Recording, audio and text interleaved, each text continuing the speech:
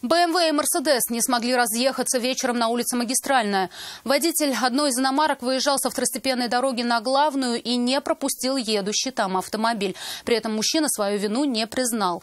Он аргументировал свою точку зрения и объяснил, почему его не стоит считать виновным в этом происшествии. Нафиса Минязова разбиралась в ситуации.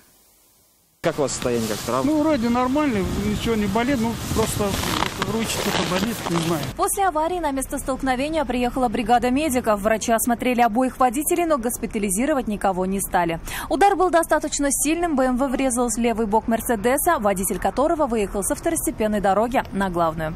С одной стороны, вроде бы все предельно ясно. В такой ситуации надо всем уступать дорогу. Однако водитель Мерседеса уверяет, что, во-первых, у владельца БМВ была высокая скорость, а во-вторых, он уже успел проехать половину дороги. Виноват, наверное, он, потому что он меня поймал здесь. Он практически вышел на встречу. Видимо, скорость была у него сильная. Он, видимо, не мог тормозить. Он думал и вышел, и ударил он вот здесь. То есть, если бы он дальше по своей ехал, то, наверное, дальше не попал, да? Если он на встречку не вышел бы. Водитель БМВ с этим был категорически не согласен. Рассказал, что ехал по главной, а водитель Мерседеса, выезжающий со второстепенной, попросту не уступил ему дорогу. Нормально, скорость обычная уже была. Ну, гололед просто. Вас, получается, на встречку, что ли, вынесло, да, из-за этого? Меня на встречку не вынесло.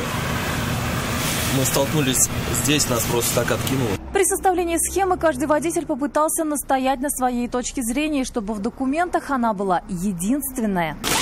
Где-то здесь.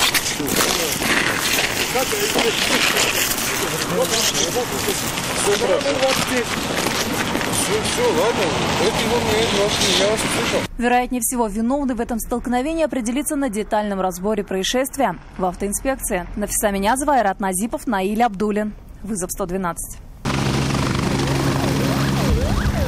Мы с теми, кто спешит на помощь.